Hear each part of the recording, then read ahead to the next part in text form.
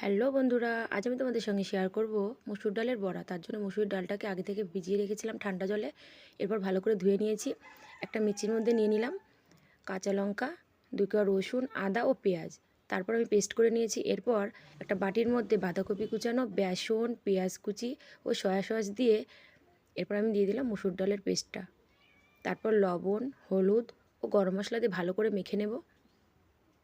কিছুক্ষণ ঢাকনা দিয়ে রেখে তারপর আমি দিয়ে দিলাম কর্নফ্লাওয়ার ও সামান্য একটু লঙ্কার গুঁড়ো। এরপর আবার একটু মেখে নেব।